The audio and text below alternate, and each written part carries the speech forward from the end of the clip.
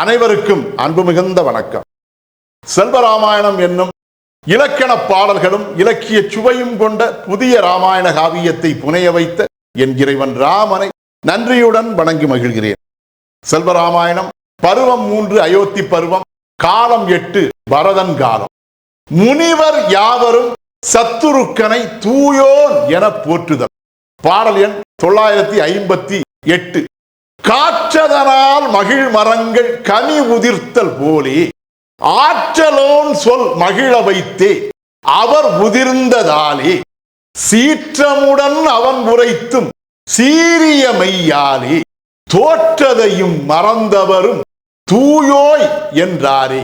இதுவே 958வது பாடல். இந்த பாடலுக்கான விளக்கத்தை காண்போம்.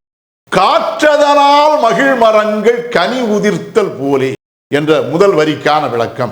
ஒரு கனிமரங்கள் நிறைந்த சோலையின் உள்ளே காற்று வீசுவதால் அந்த காற்றானது அந்த மரங்களை அன்போடு தழுவி மகிழ வைத்து அந்த மகிழ்ச்சியின் மூலமாக அந்த மரங்கள் யாவும் நெகிழ்ந்து போய் தம்முடைய கனிகளை உதிர்த்து விடுவதைப் போல ஆற்றலோன் சொல் மகிழ வைத்தே அவர் உதிர்ந்ததாலே, சொல்லாற்றல் மிகுந்தவனாகிய அந்த சத்துருக்கன் பேசிய அந்த வார்த்தைகள் ஏற்படுத்திய தெளிவின் காரணத்தால் அந்த முனிவர் யாவரும் உள்ளம் உருகி நெகிழ்ந்து போய் அவரும் தம்முடைய உள்ள கனியை உதிர வைத்ததால் சீற்றமுடன் அவன் உரைத்தும் சீரிய மெய்யாலே, பரதன் சற்று சினத்துடன் அவர்களிடம் பேசி இருந்தாலும் கூட அவன் பேசிய சீரிய மெய் என்கிற சிறந்த உண்மையின் காரணத்தால், அவன் பேசிய வார்த்தைகளால், அந்த சிறந்த உண்மை மிகுந்த வார்த்தைகளால் அந்த முனிவர் யாவருக்கும்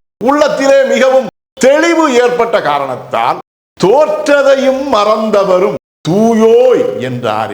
கருத்தியல் ரீதியாக தாம் சத்துருக்கனிடம் தோற்று போனதையும் கூட அந்த முனிவர் யாவரும் மறந்து போயினர்.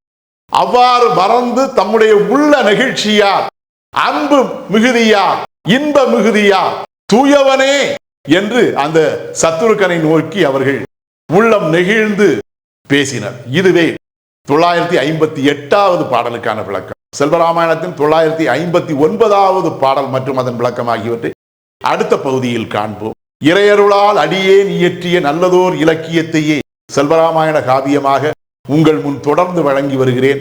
உங்கள் அன்பையும் ஆதரவையும் தொடர்ந்து தந்து இந்த புதிய ராமாயண காவியத்தை அனைவரிடத்திலும் கொண்டு சேர்க்குமாறு உங்களை அன்போடு கேட்டுக்கொள்கிறேன். அனைவருக்கும் நன்றி. வணக்கம்.